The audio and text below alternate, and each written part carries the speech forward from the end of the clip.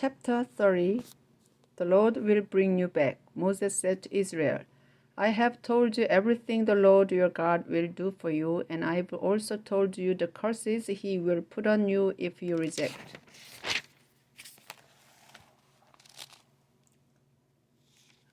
him. He will scatter you in faraway countries, but when you realize that he is punishing you, return to him with all your heart and soul and start obeying the commands I have given to you today. Then he will stop punishing you and treat you with kindness.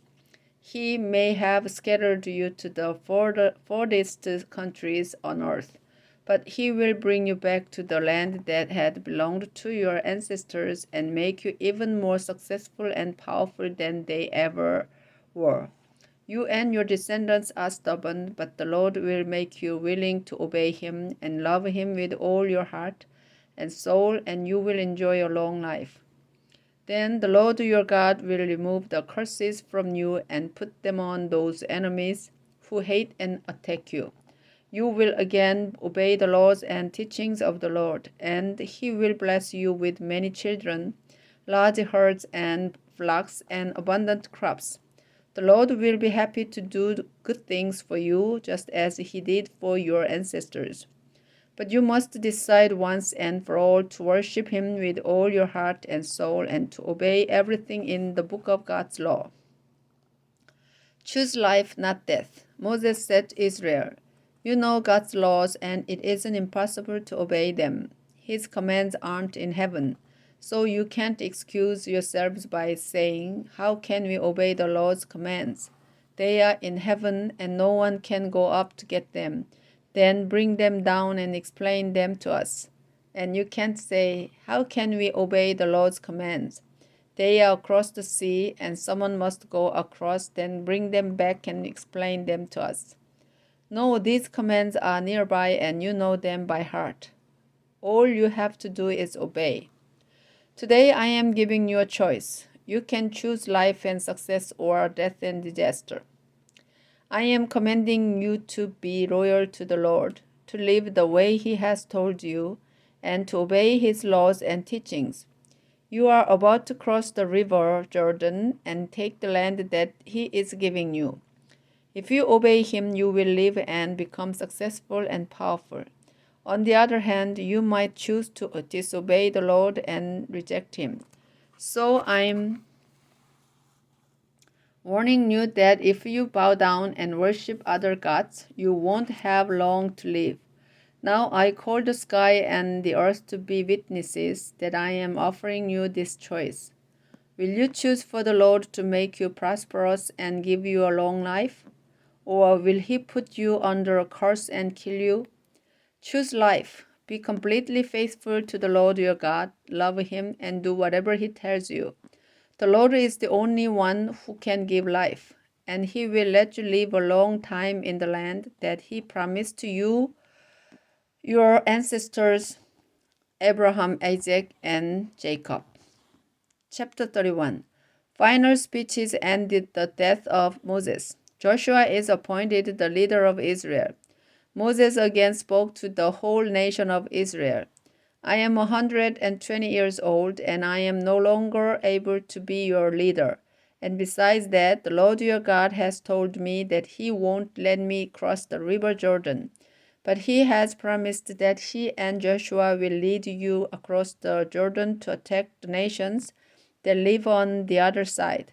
The Lord will destroy those nations just as he destroyed Sihon and Og, those two Amorite kings. Just remember, whenever you capture a place, kill everyone who lives there. Be brave and strong. Don't be afraid of the nations on the other side of the Jordan. The Lord your God will always be at your side, and he will never abandon you. Then Moses called Joshua up in front of the crowd and said, Joshua, be brave and strong as you lead these people into their land. The Lord made a promise long ago to Israel's ancestors that this land would someday belong to Israel. That time has now come, and you must divide up the land among the people. The Lord will lead you into the land. He will always be with you and help you, so don't ever be afraid of your enemies. Read these laws. Moses wrote down all these laws and teachings and gave them to the priests and the leaders of Israel. The priests were from the Levite tribe, and they carried the sacred chest that belonged to the Lord. Moses told these priests and leaders, "Each year the Israelites must come together to celebrate the festival of shelters at the place where the Lord chooses to be worshipped. You must read these laws and teachings to the people at the festival every seventh year, the year when loans do not need to be repaid. Everyone must come, men, women, children, and even the foreigners who live in your towns. And each new generation will listen and learn to worship the Lord their God with fear and trembling and to do exactly what is said in God's law. Israel will reject the Lord. The Lord told Moses, 'You will soon die, so bring Joshua to the sacred tent, and I will appoint him the leader of Israel.' Moses and Joshua went to the sacred tent, and the Lord appeared in a thick cloud right over the entrance to the tent. The Lord said, 'Moses, you will soon die, but Israel is going into a land where other gods are worshipped, and Israel will reject me and start worshiping these gods. The people will break the agreement I made with them. I will be so furious that I will abandon them and ignore their prayers. I will send disasters and suffering that will nearly wipe them out. Finally, they will realize that the disasters happened because I abandoned them. They will pray to me, but I will ignore them because they were evil and started worshiping other gods. Moses and Joshua, I am going to give you the words to a new song. Write them down and teach the song to the Israelites. If they learn it, they will know what I want them to do, and so they will have no excuse for not obeying me. I am bringing them into the land that I promised their ancestors. It is a land rich with milk and honey, and the Israelites will have more than enough food to eat. But they will get fat and turn their backs on me and start worshiping other gods. The Israelites will reject me and break the agreement that I made with them. When I punish the Israelites and their descendants with suffering and disasters, I will remind them that they know the words to this song, so they have no excuse for not obeying me. I will give them the land that I promised, but I know the way they are going to live later on. Moses wrote down the words to the song straight away, and he taught it to the Israelites. The Lord told Joshua, "Be brave and strong. I will help you lead the people of Israel into the land that I have promised them." Moses wrote down all these laws and teachings in a book. Then he went to the Levites who carried the sacred chest and said, "This is the book of God's law. Keep it beside the sacred chest that holds the agreement the Lord your God made with Israel. This book is proof that you know what the Lord wants you to do. I know how stubborn and rebellious you and the rest of the Israelites are. You have rebelled against the Lord while I have been alive, and it will only get worse after I am gone. So call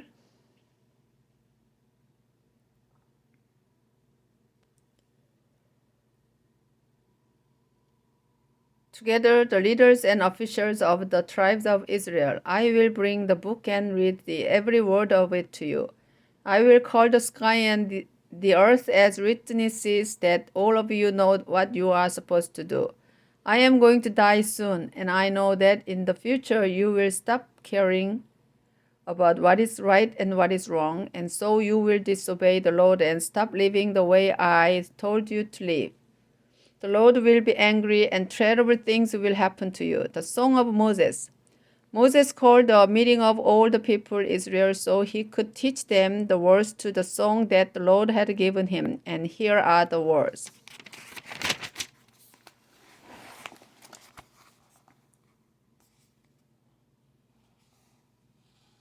Chapter 32. Earth and sky, listen to what I say. Israel, I will teach you. My words will be like gentle rain on tender young plants. or like dew on the grass. Join with me in praising the wonderful name of the Lord our God. The Lord is a mighty rock, and he never does wrong. God can always be trusted to bring justice. But you lie and cheat and are unfaithful to him. You have disgraced yourselves and are no longer worthy to be his children. Israel, the Lord is your father, the one who created you, but you repaid him by being foolish. Think about past generations. Ask your parents or any of your elders. They will tell you that God Most High gave land to every nation. He assigned a guardian angel to each of them, but the Lord himself takes care of Israel.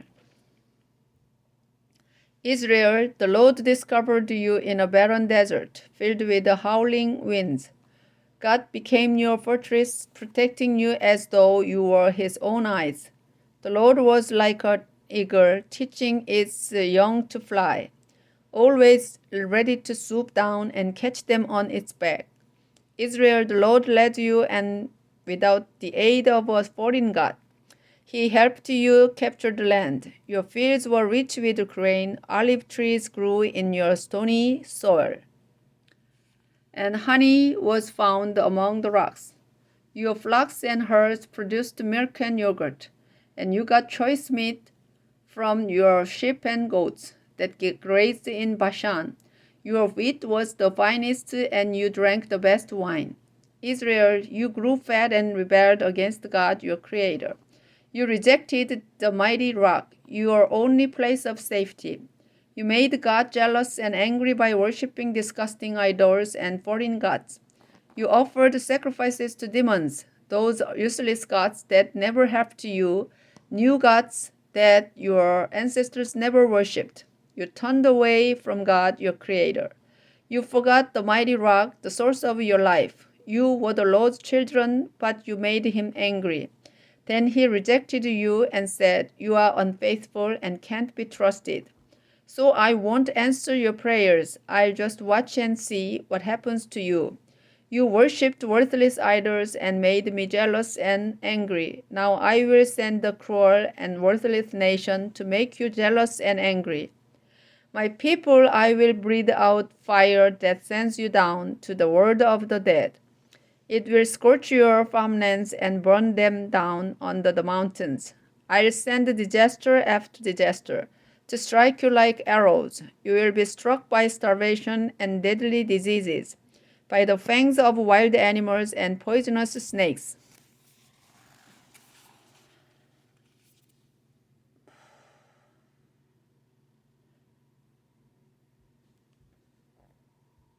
Young and old alike will be killed in the streets and terrified at home. I wanted to scatter you so no one would remember that you had ever lived, but I dreaded the sound of your enemies saying, "We defeated Israel with no help from the Lord." People of Israel, that's what the Lord has said to you. But you don't have a good sense, and you never listen to advice. If you did, you could see where you are headed. How could one enemy soldier chase 1,000 of Israel's troops? Or how could two of theirs pursue 10,000s of ours? It can only happen if the Lord stops protecting Israel and lets the enemy win. Even our enemies know that only our God is a mighty rock. Our enemies are grapevines rooted in the fields of Sodom and Gomorrah. The grapes they produce are full of bitter poison.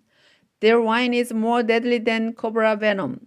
But the Lord has written a list of their sins and locked it in his vault. Soon our enemies will get what they deserve. Suddenly they will slip, and total disaster will quickly follow.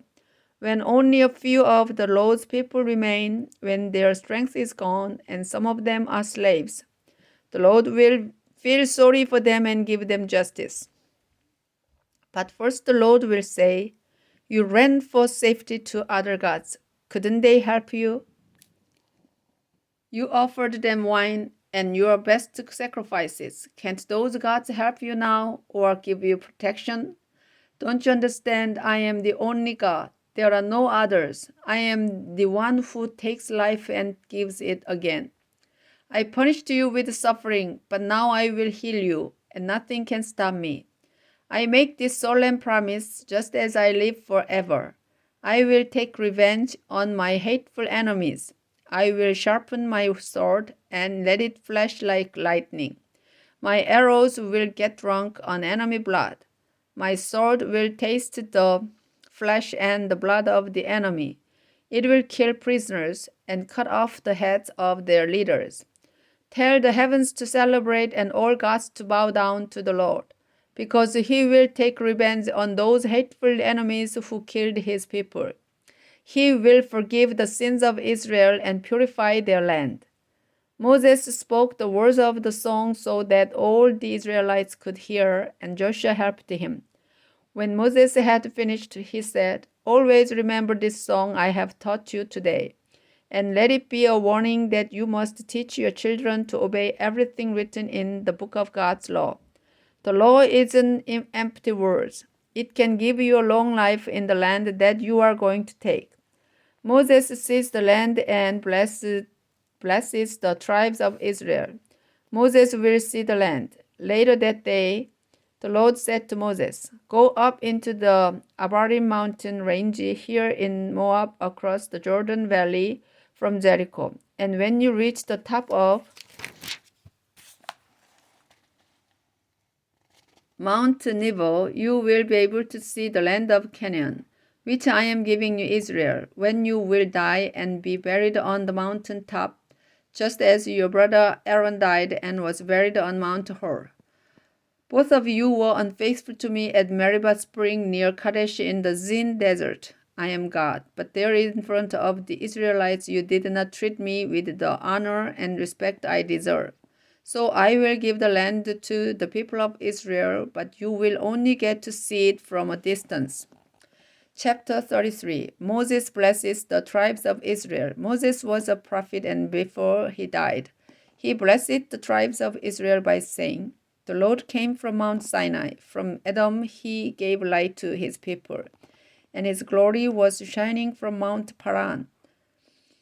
Thousands of his warriors were with him, and fire was at his right hand. The Lord loves the tribes of Israel, and he protects his people. They listen to his words and worship at his feet. I called a meeting of the tribes of Israel and gave you God's law. Then you and your leaders made the Lord your king. Tribe of Reuben, you will live, even though your tribe will always be small. The Lord will listen to you, tribe of Judah, as you beg to come safely home. You fought your enemies alone. Now the Lord will help you. At Massa and Meribah spring, the Lord tested you, tribe of Levi. You were faithful, and so the priesthood belongs to the Levi tribe. Protecting Israel's agreement with the Lord was more important to you than the life of your father or mother or brothers or sisters or your own children. You teach God's laws to Israel, and at the place of worship you offer sacrifices and burn incense. I pray that the Lord will bless everything you do and make you strong enough to crush your enemies. The Lord Most High loves you, tribe of Benjamin. He will live among your hills and protect you. Descendants of Joseph, the Lord will bless you with precious water from deep wells and with dew from the sky. Month by month your fruit will ripen in the sunshine. You will have a rich harvest from the slopes of the ancient hills. The Lord who appeared in the burning bush wants to give you the best the land can produce, and it will be a princely crown on Joseph's head. The armies of Ephraim and Manasseh are majestic and fierce, like a bull or a wild ox. They will run their spears through faraway nations. Be happy, Zebulun, as your boats set sail. Be happy, Issachar, in your tents. The sea will make you wealthy, and from the sandy beach you will get treasure. So invite the other tribes to celebrate with you and offer sacrifices to God. Tribe of God, the Lord will bless you with more land. So shout his praises, your tribe is like a lion. ripping up its victim. Your leaders met together and chose the best land for your tribe, but you obeyed the Lord and helped the other tribes. Tribe of Dan, you are like a lion cub startled by a snake. The Lord is pleased with you, people of Naphtali. He will bless you and give you the land to the west and the south. The Lord's greatest blessing is for you, tribe of Asher. You will be the favorite of all the other tribes. You will be rich with olive oil and have strong town gates with bronze and iron bolts. Your people will be powerful for as long as they live. Israel, no other God is like ours. The clouds are his chariot as he rides across the skies to come and help us. The eternal God is our hiding place. He carries us in his arms. When God tells you to destroy your enemies, he will make them run. Israel, you will live in safety. Your enemies will be gone. The dew will fall from the sky, and you will have plenty of grain and wine. The Lord has rescued you and given you more blessings than any other nation. He protects you like a shield and is your majestic sword. Your enemies will bow in fear, and you will trample on their backs.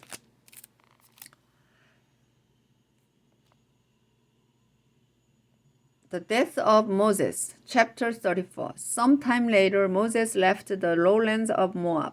He went up Mount Pisgah to the peak of Mount Nebo, which is across the river Jordan from Jericho. The Lord showed him all the land as far north as Gilead and the town of Dan. He let Moses see the territories that would soon belong to the tribes of Naphtali, Ephraim, Manasseh, and Judah as far west as the Mediterranean Sea. The Lord also showed him the land in the south, from the valley near the town of Jericho, known as the city of palm trees, down to the town of Zoar. The Lord said, Moses, this is the land I was talking about when I solemnly promised Abraham, Isaac, and Jacob that I would give land to their descendants.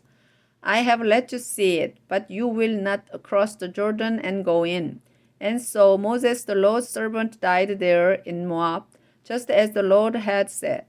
The Lord buried him in a valley near the town of Beth-peor, but even today no one knows exactly where. Moses was 120 years old when he died. Yet his eyesight was still good, and his body was strong. The people of Israel stayed in the lowlands of Moab, where they mourned and grieved 30 days for Moses, as was their custom. Joshua becomes the leader of Israel. Before Moses died, he had placed his hands on Joshua, and the Lord had given Joshua wisdom. The Israelites paid attention to what Joshua said and obeyed the commands that the Lord had given Moses. Moses was a great prophet. There has never again been a prophet in Israel like Moses. The Lord spoke face to face with him and sent him to perform powerful miracles in the presence of the king of Egypt and his entire nation. No one else has ever had the power to do such great things as Moses did for everyone to see.